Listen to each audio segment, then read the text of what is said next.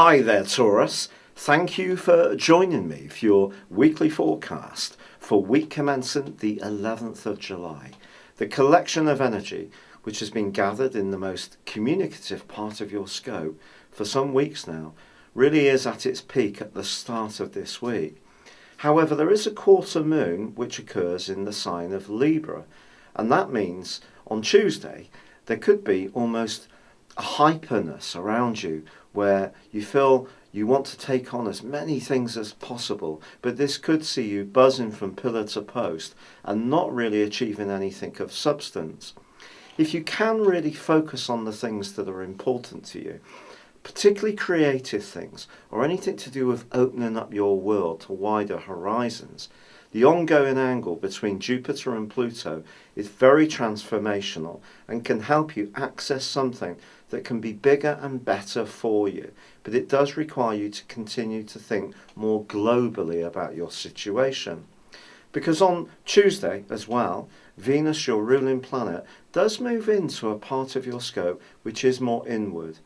In terms of relationships, which Venus is often linked to, it's about the tender and more nurturing side of love. But in terms of the more practical influence of this, it can be a time when we start to think about the home comforts we have. And if you decide to redecorate or get some new furnishings over the following 28 days, it wouldn't be a surprise. Now, Venus is joined by Mercury on Thursday, and the two are going to be side by side in the second part of this week.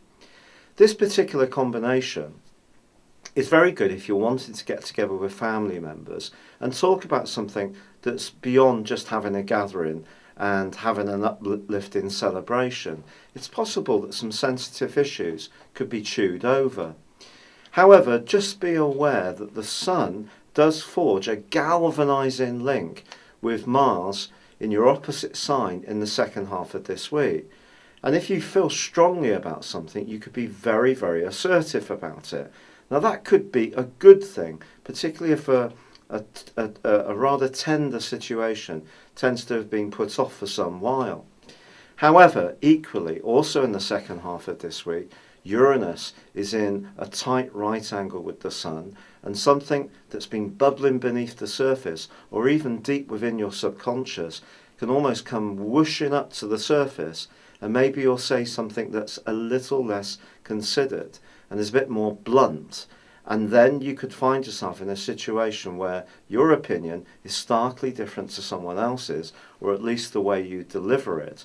So there is the potential for some oversensitivity in the second half of this week, but also over-assertiveness in terms of defending your position. So just be aware that there may be a side of situations that you won't necessarily be able to work out in the blink of an eye. It may require you to step back, talk to trusted confidants, take your time to forge your ideas around something that could really be quite important. Now, ongoing from last week, along with Pluto's angle to Jupiter, continues Saturn's square to Neptune, which is going to run on through to the middle of October. So it's an aspect we really need to get used to and much more familiar with. Saturn's in your sector of shared resources, investment, property matters, anything to do with pensions, but it's clashing with Neptune, which is in the most idealistic part of your scope. So anything to do with your future hopes need to be very realistic when it comes to how much money you're investing in things. So if Venus and Mercury start to trigger any thoughts about moving home or making modifications, do think through very carefully what you're trying to achieve, especially with the global volatility that's ongoing at the current time. It's been a real pleasure being with you, Taurus. Thank you for joining me. Good luck and goodbye for now.